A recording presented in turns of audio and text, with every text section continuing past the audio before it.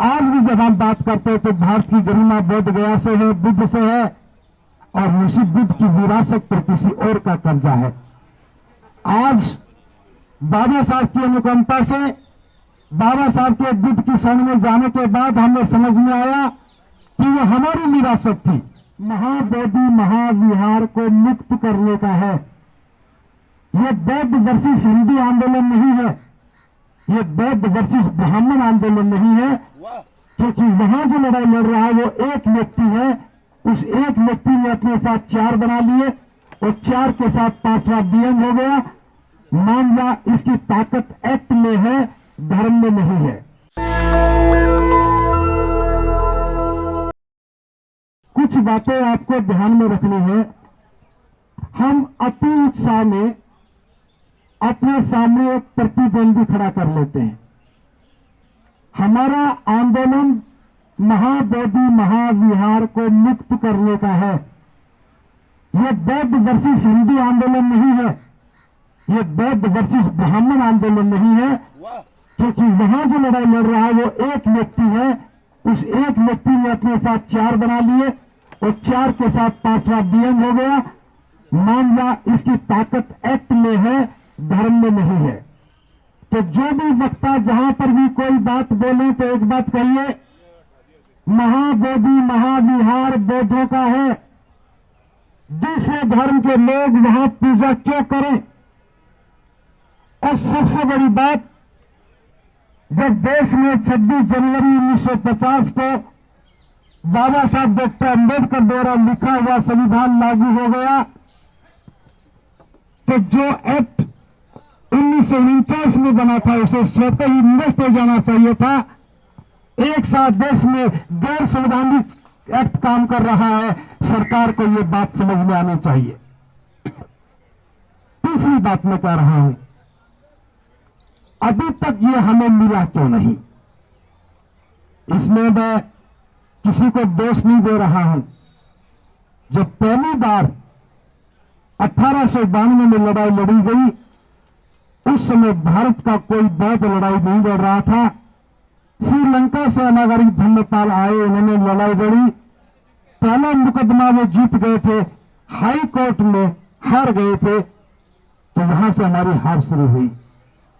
अनागरिक धर्मपाला के साथ भारत का कोई बौद्ध नहीं था।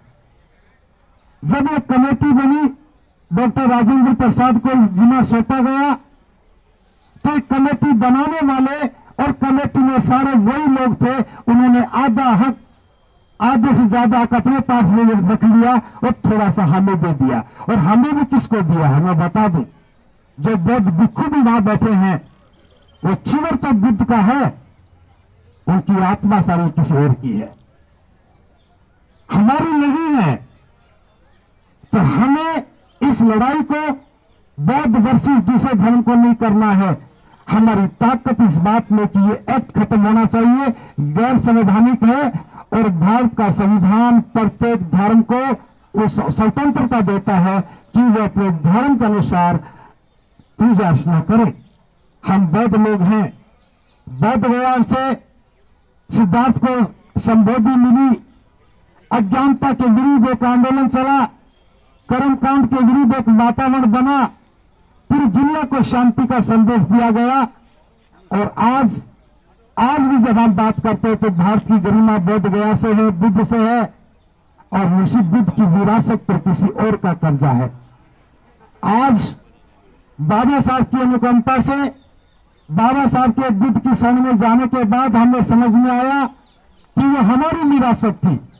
अभी तक उस विरासत की लड़ाई कोई और लड़ रहे थे, आज हम लड़ने लगे हैं, इसलिए जीत की संभावना पक्की है।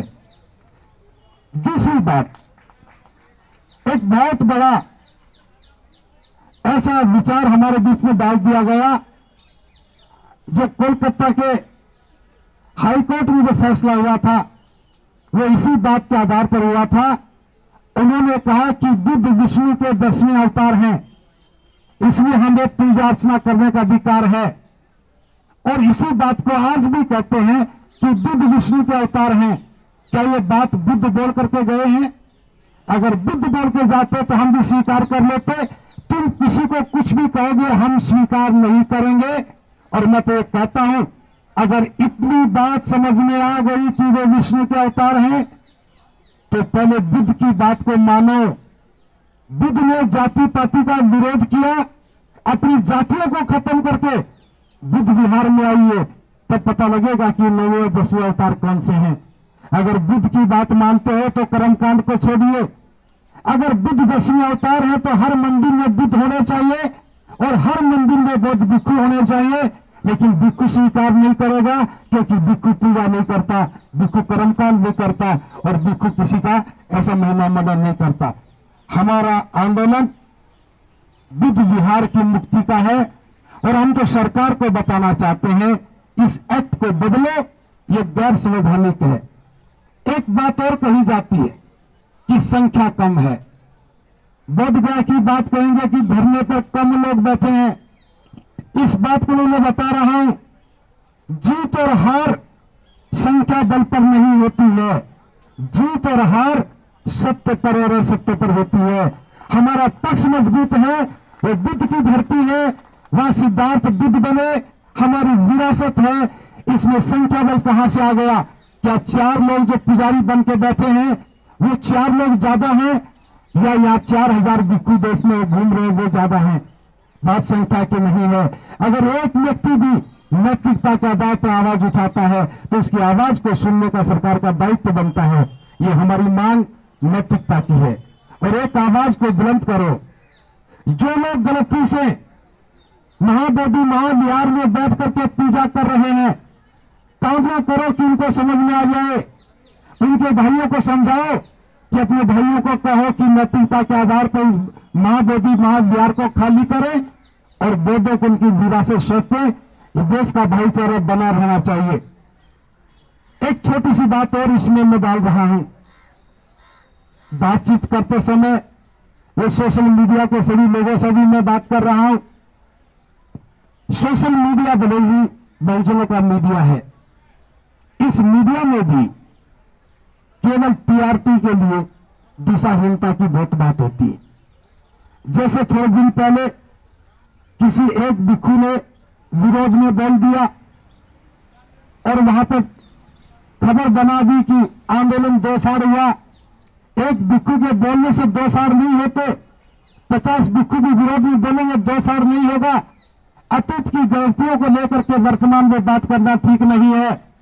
ये मुद्दा ना धन का मुद्दा है, ये मुद्दा ना नेतृत्व का मुद्दा है, ये मुद्दा भारत के बौद्धों की अस्मिता का मुद्दा है, हमारी नैतिकता का सदाचरण का मुद्दा है, हमारी विरासत का मुद्दा है। हम इसको भटकने ना दें। कौन भिक्षु क्या करता, पहले क्या करता रहा, वो हटे ना हटे, मैं इसका बात नहीं करता हूं। मैं तो एक बात कहता हूं, भिक्षु जो आज बुद्ध विहार में बैठे हैं, विनम्र मेरा अनुरोध है और आपसे भी समर्थन मांगता हूं, जहां पर भी कोई भिक्षु मिले हाथ जोड़ के कहे कि भंते जी सारे काम छोड़ दो, बुद्ध गया में जाकर के बैठो। सभी भिक्षुओं को बुद्ध गया की ओर भेजो। ये लड़ाई बुद्ध भिक्षु लड़ेंगे। आपके पास बहुत सारे काम हैं, आपको नौकरियां करनी है, परिवार का पालन पोषण करना है, बस आपको खाने पीने की व्यवस्था करते रहो। लड़ाई लड़ने का काम भिक्षु करेंगे, लेकिन उसमें भी आपको साथ देना होगा। भिक्षु को कहो भंते जी मीनार खाली करके उस वहां जाके बैठो, हमारा बड़ा घर वो है, ये छोटा घर है, जब वहां जीत जाएंगे तो फिर लौट के आ जाएंगे। तो आप सबको काम करना है। इस बार 14 अप्रैल को जब बाबा साहब की जयंती मनाओ, बाबा साहब की जयंती में स्टेज पर एक ही कटआउट होना चाहिए। महाबोधि महाविहार का एक बड़ा सा चित्र कटआउट बना करके लिखना चाहिए कि बाबा साहब आपने भारत को बौद्ध में बनाने का सपना संजोया था, और जब तक ये महाबोधि महाविहार मुक्त नहीं होगा ये सपना साकार नहीं हो सकेगा। हम उसके लिए संघर्ष करेंगे। इस बार का 14 अप्रैल महाबोधि महाविहार को समर्पित कर दो। और अगली बात, बुद्ध पूर्णिमा कोई भी अपने घर पे नहीं मनाएगा, कोई भी अपने शहर में नहीं मनाएगा। हम सारे लोग बुद्ध पूर्णिमा मनाने के लिए बोध गया चलेंगे। जो पैदल चल सके वो पैदल चले, जो बाइक लेके चले वो बाइक लेके चले, कार वाले कार लेके चले, रेल वाले रेल में चले, बस वाले बस में चले, हवाई जहाज वाले उड़ करके चले जाएं, लेकिन बुद्ध पूर्णिमा हम पूरे देश के लोग मिलकर के महाबोधि महाविहार की आजादी के लिए वहीं पर मनाएंगे, बोधगया में मनाएंगे। अगर मेरी बात का समर्थन करते हो तो जोरदार हाथ उठा करके ताली बजाओ। और आप जितना जोर से नारा लगाते हो, इतनी बात बस पड़ोसी को समझा दो। मैं तो एक बात और कहता हूं, देखिए मैं बता रहा हूं, गलत फहमी पाल के मत बैठना कि यह आंदोलन जल्दी खत्म हो जाएगा। भारत के इतिहास में 132 वर्ष पुराना आंदोलन है ये, देश की आजादी से पहले शुरू हुआ था और आज तक सरकार इग्नोर कर रही है। सरकार इग्नोर कर रही है, हमें गौर करना है। सरकार इग्नोर करेगी, हमें गौर करना है। और गौर क्या करना है? अभी तक हमारी आवाज में दम नहीं था। जो हमारे भाई बौद्ध नहीं बन पाए हैं उन्हें तेजी से बौद्ध बनाओ। जो हमारे भाई कर्मकांडों में फंसे हैं, होली दिवाली में लाल पीला मुंह करके घूम रहे हैं, और मैं ये भी कह रहा हूं जो दीपोदान का नाम लेकर के आपको भ्रमित कर रहे हैं, उनको समझा दो यह आंदोलन दीपोदान का नहीं है, ये दिवाली हमारी है ये नहीं है, ये होली हमारी है ये नहीं है, ये रक्षाबंधन हमारा ये नहीं है, कोई रक्षा सूत्र नहीं है, सारे सूत्र एक ही है। महाबोधि विहार मुक्त होना चाहिए और ये कर्मकांड बंद होने चाहिए। और मैं तो इस मंच के माध्यम से बता रहा हूं, जो लोग गलतफहमी में बहकावे में आकर के अपने पुरखों की अस्थियां लेकर के पिंडदान करने के लिए बोधगया में जा रहे हैं, वो गलत जा रहे हैं। किसी भी धार्मिक शास्त्र में बोधगया में पिंडदान का लेखा जोखा नहीं है।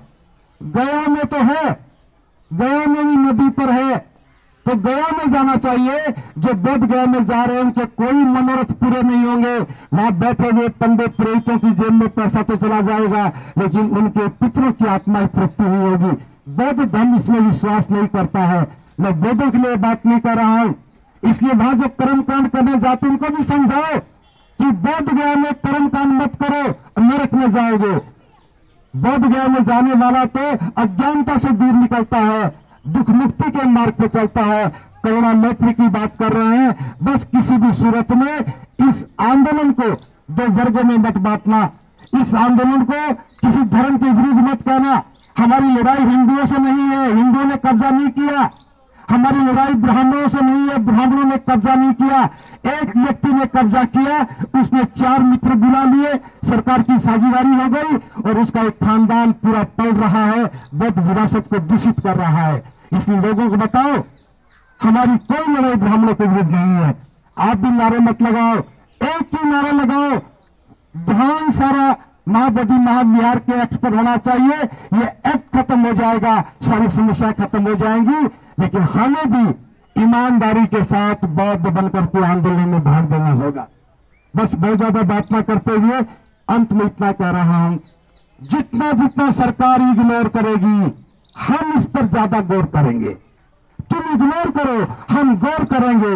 महाबोधि महाविहार हम लेकर के रहेंगे और ये बीटी एक्ट 1949 निरस्त करो, निरस्त करो, निरस्त करो।